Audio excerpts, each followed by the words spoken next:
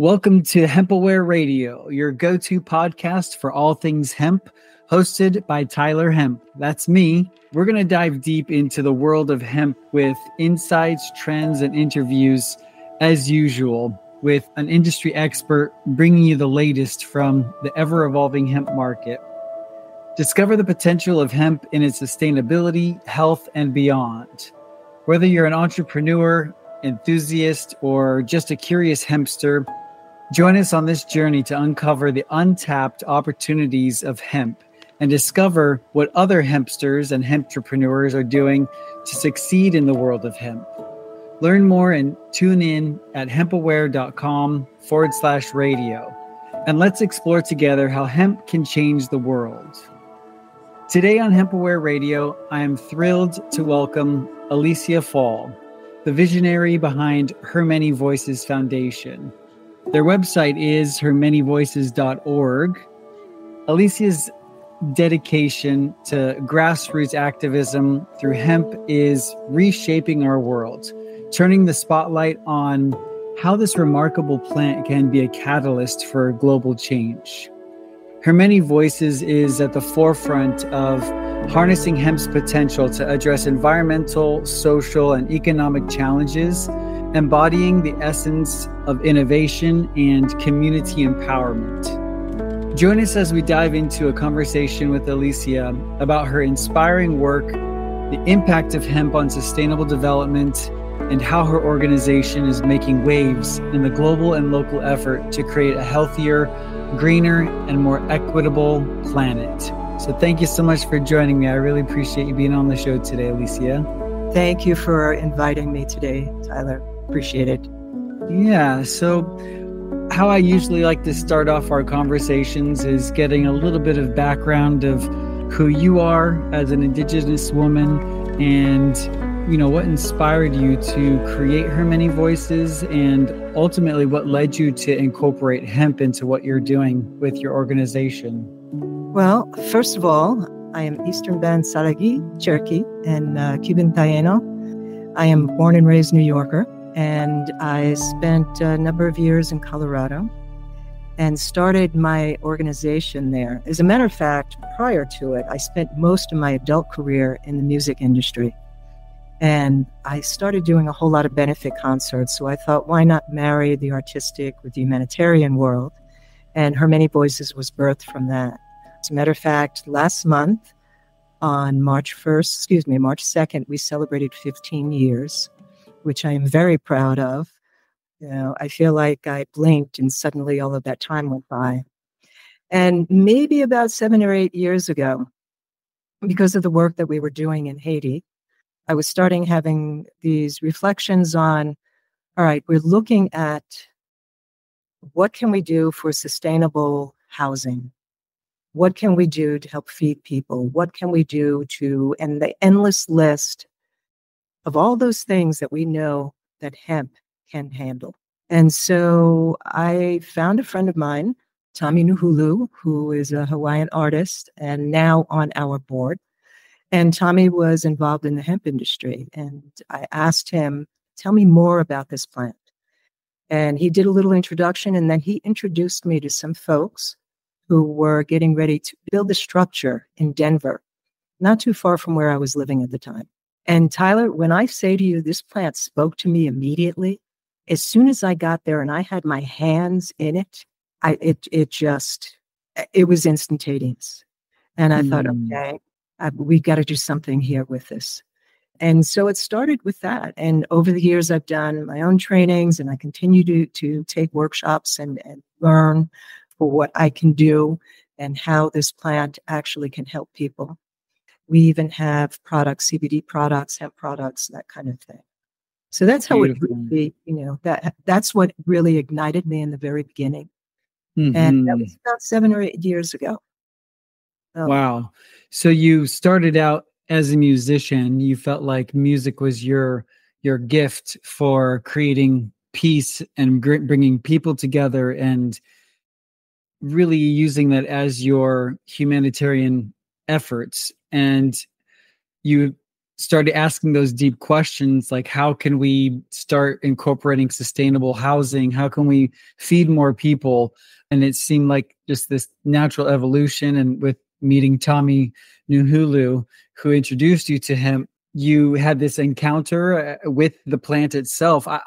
Tell me a little bit more about that. Like, how did it feel? What were you doing? Like, what did you have, like an epiphany, or what sort of feelings were you going through in that moment? Well, there were some folks who were building a structure, a hemp structure. And so I had an opportunity to experience what does the plant look like? Then what are the stages of, the phases of what's it look like when you've cut it, after the harvest? And what does it look like after it's gone through the process? And, depending on what you're going to use this plant for, it's going to have a different look at the end. And this particular process that I was experiencing was for a structure. So some folks will call it hempcrete, right? Mm-hmm. So it was a mix of the herd from the hemp and limestone and some water. And, depending on what your region is, you might throw in some other aggregates in it. But doing that, just having that experience of seeing the plant firsthand, having that connection, and then going through the process of doing the mix, and then actually creating the forms to build the structure, that's when it all hit me. And when I say this plant spoke to me, I kid you not, I feel this plant spoke to me. Mm. And, it said, I'm here to be used, and I recognized in my studies that this was something that humans had been using for thousands of years. Mm-hmm. And then it was taken from us for control reasons, for race reasons, racial issues. Mm-hmm. And now that it's coming back into the fold, we still have issues of control and fear and all of that. There's a lot of ignorance around the plant.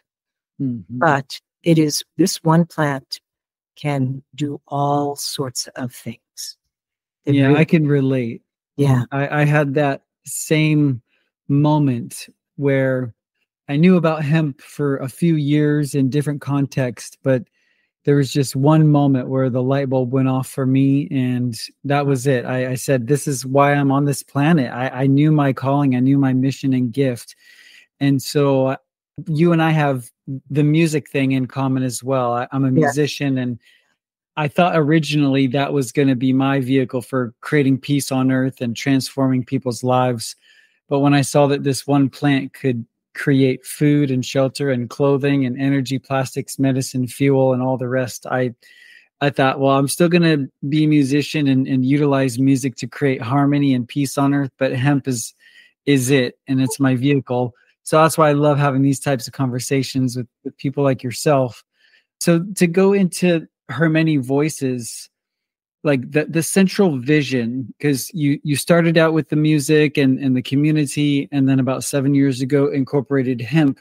What is sort of the central goal and vision for the organization? Because I know you have some different types of products and you do services and gatherings. And so give us that sort of big vision. So when people ask me, what do you do? I always respond with, I work for women, children, and Mother Earth. And so Her Many Voices is about providing practical education and resources for underserved communities, predominantly Indigenous communities, not exclusive to, but predominantly. And our work is international. When I first started the organization, the core value, the tag that we used is artists' response to humanitarian need. And since then, we have expanded to include global community members as well as activists. I always make reference to the artivists, engaging the artivists to better the world, right?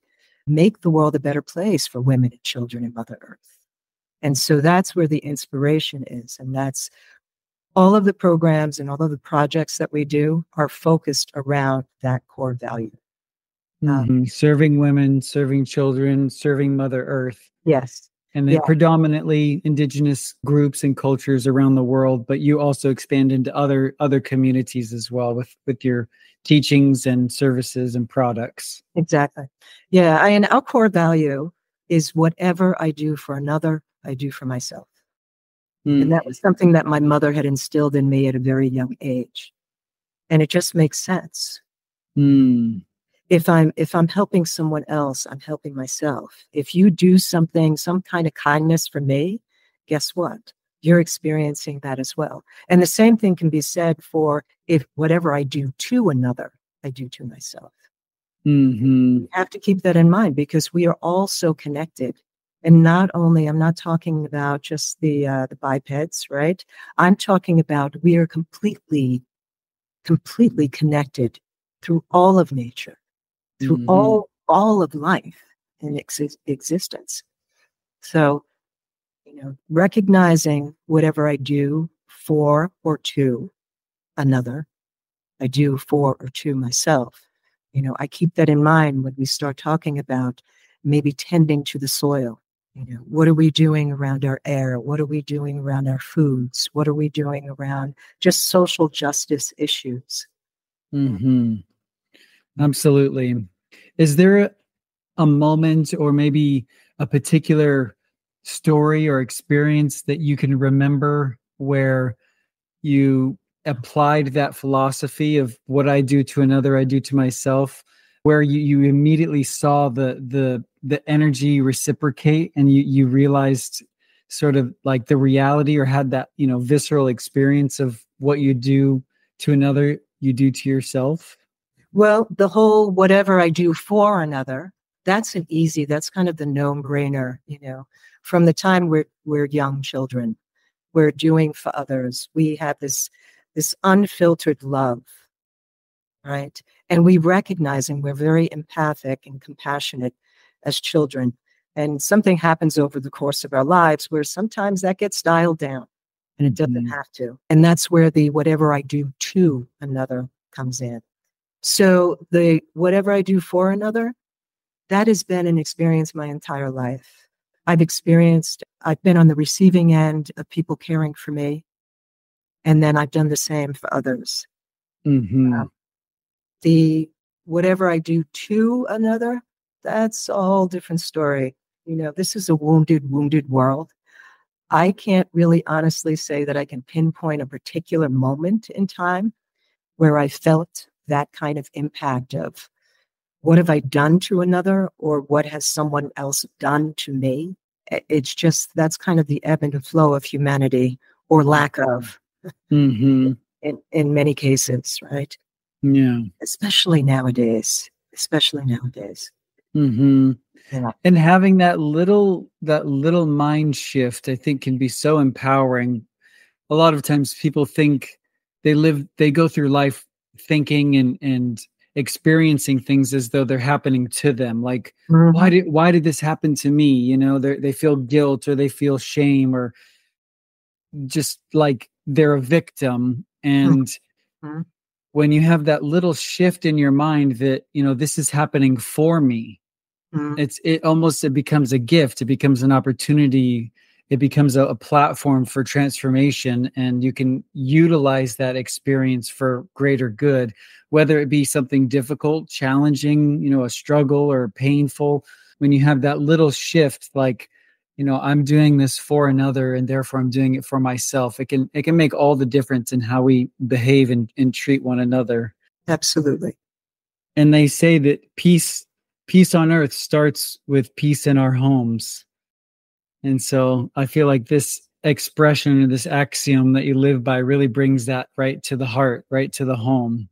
It does. Yeah. I'm reminded of a quote of Gandhi's, "He who does not see God in the next person he need look no further."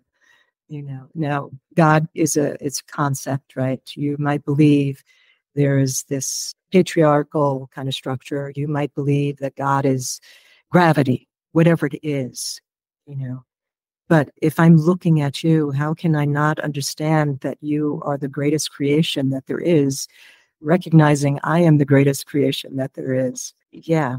And so Amen. You've got to see that God within each other. Yogi Bhajan's quoted for saying, if you can't see God in all, you can't see God at all. Yes. Yeah. That's beautiful. So I'm certain that your products, your services are just imbued with this kindness and this mentality of service. So I'm curious to learn a little bit more about what you guys do as far as meetings, getting together with the community. I know you do like live event type things, and then you also have a product line. Can you share a little bit more about each of those? Yeah. So right now, well, first of all, we have a number of programs and projects that are happening. Some of the programs, we have Indigenous permaculture. We do an Indigenomics series where we do these trainings on financial wisdom, right? We often think, well, unless you're part of the 1%, then you don't come close to, being able to take care of yourself financially. And that's not true. We get to educate people on how to dial it down. You might have $5 a month and not $5,000 a month to invest in yourself and your community and your environment. So that's a part of our Indigenomics.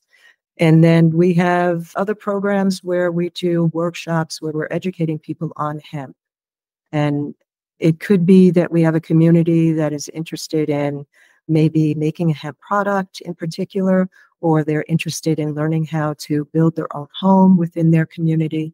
So we have our core network where we collaborate with and we provide those educational tools. And as far as the products are concerned, we have bath salts, we've got soaps, they're handmade by Indigenous Hopi Dene women. We have something called a vitality elixir. I had elders in mind when I created the recipe for that. There's a lot of the function was for not only the CBD, but there's lion's mane in there for brain function. There's turmeric, there's pepper, there's ginger, that kind of thing. And then there's the coconut oil, CBD coconut oil. For a while there, because of the pandemic, we worked with Nepalese women and they created hemp masks for us, which we've been distributing in different communities.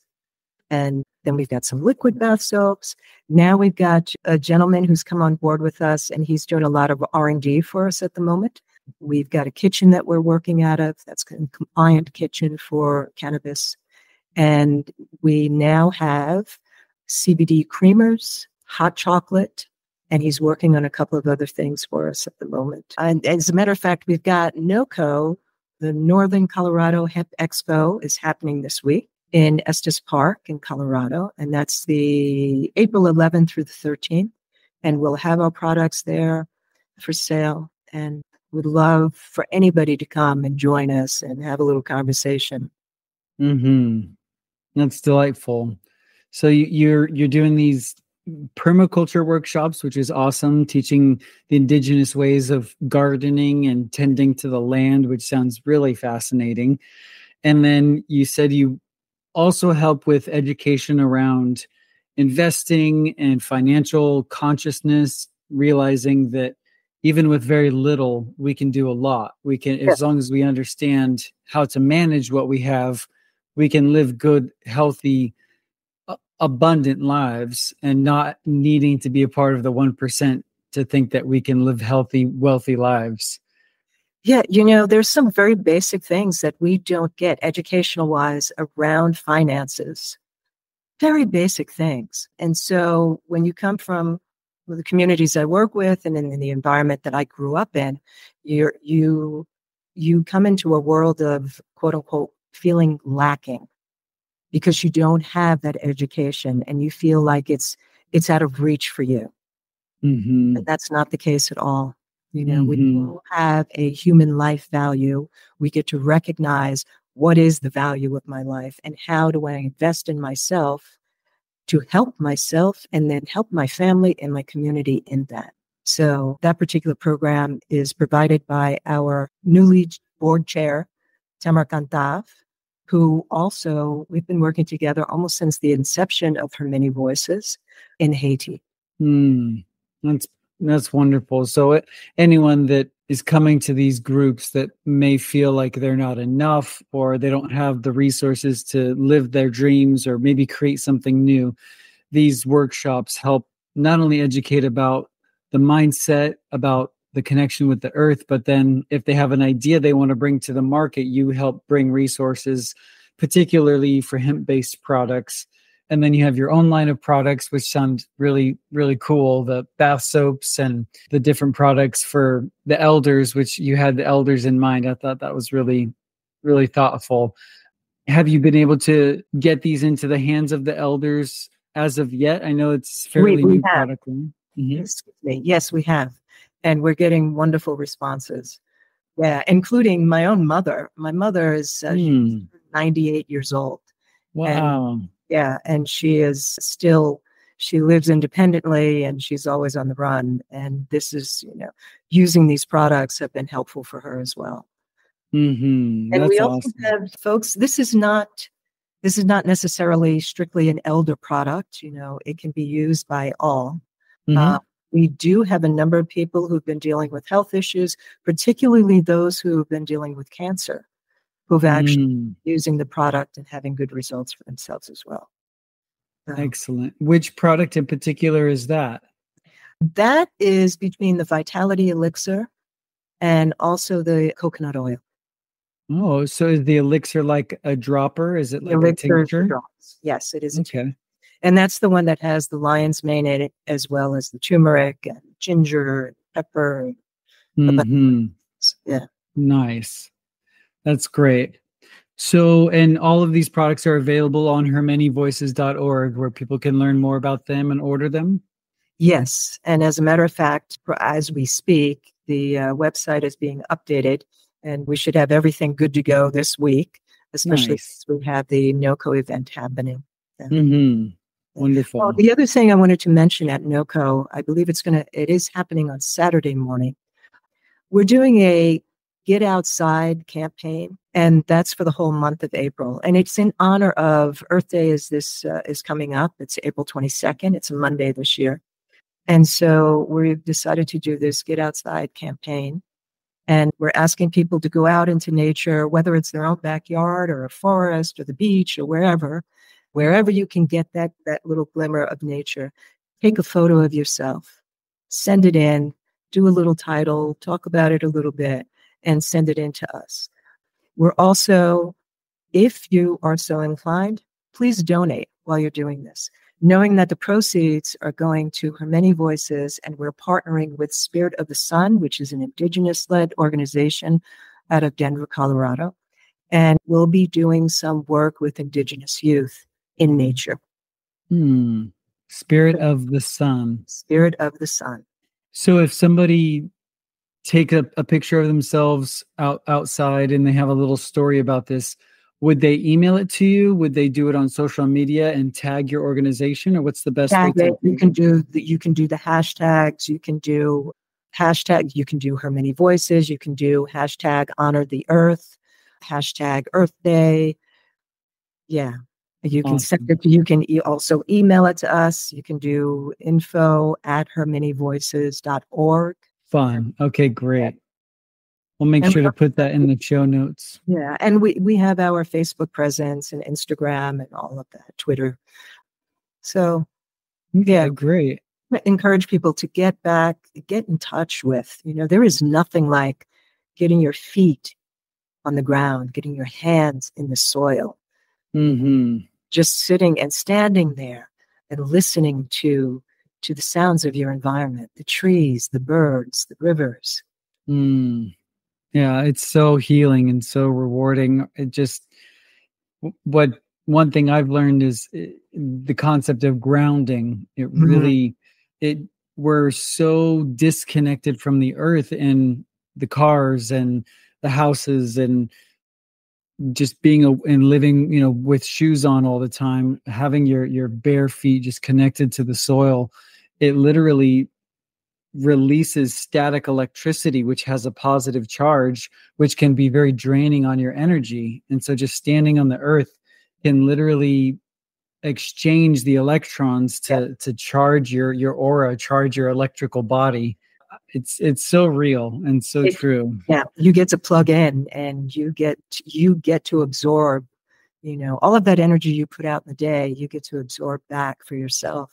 And put your hands in the soil, and those microbes, they are speaking to the very core of us.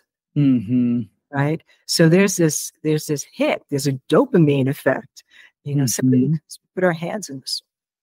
Mm-hmm. So we're encouraging people for this month to get outside and really engage in nature. If you happen to be in Colorado and you're going to be at the NOCO Hemp Expo this week, on Saturday morning, we are going to get together. We're doing a little walk in nature at 9:00 in the morning. Prior to the walk at 8:00 in the morning, we're going to have a little social time, little coffee, hot chocolate. You can experience our CBD hot chocolate. You can experience our CBD creamers that we're launching this week. Fun. And get to know other hempsters. That sounds great. Yeah.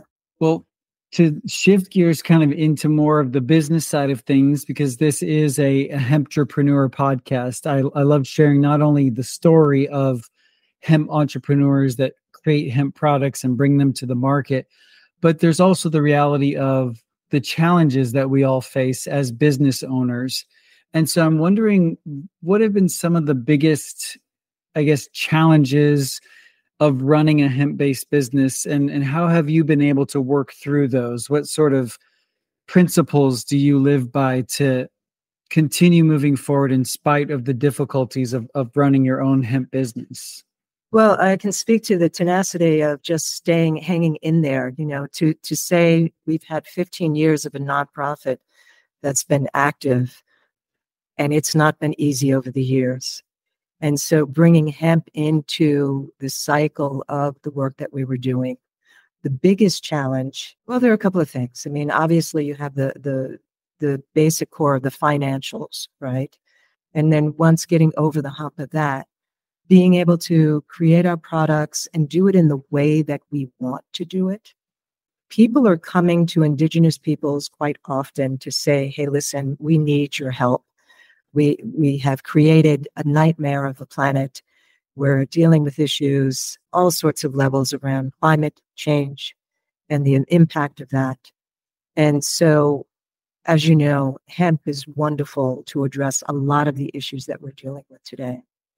And so people come to Indigenous peoples because oftentimes you find where we might be 4 to 5% of the planet, but we have the responsibility or take on that responsibility of 80% of protecting mother and caring for her, tending to the forests and to the tropical areas and that sort of thing. In the struggles that we've had, it's mostly around people come to us. They want us to assist, but without the finances and without the land. So I believe at this point, you're seeing a lot of the land back campaigns because it's needed. You want the Indigenous wisdom. You have to bring the soil so we can share that wisdom with you on how to take care of mother the best ways that we possibly can. And so moving forward for us, a big focus on a project that I have been very headstrong about is in creating what I consider a hemp longhouse cultural community center. And I use the phrase of longhouse simply because it's a part of my people. The people use hogans, they have their own structures that they've used. And we would love to see pilots, programs all over the planet where we have these hemp structures, where we get to bring people together and have a knowledge exchange, right? So we can come, we can teach you everything from seed to end product, and how to work with mother, and how to work with other farmers, and how to work with your community for the betterment of Mother Earth and for our future ancestors. Our children they rely on us. And if we want to be a sustainable world, quote unquote, that word sustainable, we have to make a lot of different choices. And for me, I truly believe working in the hemp industry, we have the ability with this one particular plant to right a whole lot of wrongs, if you will, that we have created in the planet. Absolutely. I would love to see these particular knowledge labs in the hemp cultural centers all over. And I am this week having some meetings with folks here in Denver, Colorado, to discuss the possibility of having some land offered to us so we can have that one here. And I am doing the same thing on the other side of the pond as well. Very cool. So it sounds like the biggest challenge, if I heard you correctly, is just really being able to manifest or bring to life these visions that you have or that other people have that come to you that may not have the land, they may not have the finances, but they have this beautiful dream and this beautiful vision, and being able to create that bridge for them from where they are to where they want to be. And maybe that these processes, these projects take longer than you would like them to. We want to see more progress more quickly. I think that's just human nature. We want it quick and fast and now, especially like you said, with the state of the world and with the dire need for more sustainable, eco-friendly solutions. I can totally relate and appreciate where you're coming from. But you are tenacious and persistent. And I mean, going 15 years now, you're in it to win it. I know you're in it for the long haul. Yes, I am definitely in it for the long haul. Yeah. Yeah. So I know you have a wonderful team of people that are helping you with marketing and web design and sales and product creation, but just to have a sort of high level understanding of what you are currently doing to market your products and how you're getting your brand out there to your ideal customers. What are some of the channels that you guys are using, and what are you finding as the most effective ways to get sales and get your products in front of these ideal customers for your brand? Well, I mean, like we said, we are relatively new in the whole scheme of things as far as the products are concerned. And a lot of the work we're doing right now is with R&D. But I would have to say the biggest thing, the biggest boon we gave to ourselves was in hiring a particular person for marketing. Victoria Carrington Chavez is our marketing person. She came out, she's an Indigenous person. So to have another Indigenous woman who has an understanding of just the fundamental cultural wisdom, that we speak about has been very helpful. And so she's been working with us now for, I don't know, maybe 3-4 months, I believe. And she's the one who came up with the Get Outside campaign. And she's working on getting the placards that we need and the advertisement that's needed for the products themselves. So she's been helping us out a great deal with that. Wonderful. And we there's a dispensary in New York that we're working with as well. So we're looking to branch out that way. And as of just a few weeks ago, I finally got my paperwork in the Netherlands for my BV, which is basically a corporation over there. And so, now it's the research and now it's moving forward on the import-export sort of thing. So it's baby steps, Mm-hmm. It's been long in the making.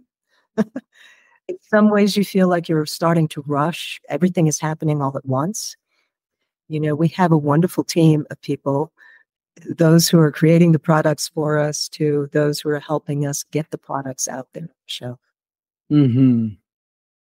So it sounds like word of mouth, finding different strategic partnerships like dispensaries, going global. I mean, you have presence in another country, in the Netherlands, and then having this expert marketing person really spearhead was an important decision for you as a company, which I agree. Marketing is the lifeblood of any business. If you know how to find a problem and solve that problem with whatever it is that you offer, and you have a hungry audience and you can get in front of them. And I know you have good quality products. I know that you guys believe in what you're doing and only use the best. And so getting those results for people is not going to be hard. It's just getting in front of enough of them to make sure they understand the benefit and the value of what you have to offer. Exactly. Yeah. And our products they're natural, they're organic. That is very important for me. And, it's the way that I feel like we need to go across the board. Mm-hmm. There's plenty of toxic materials out there, and we need healing. We don't need to consume any more of that toxicity. So to go the natural, organic way is the way that speaks to me. Me too. It's essential. Yeah. So what advice would you give to other hempsters, hemp entrepreneurs, or organizations that are maybe in a similar vein, being that they're philanthropic and they're wanting to contribute to making positive change in the world and helping communities? What sort of advice would you offer them, in terms of running their organization or working with hemp in general?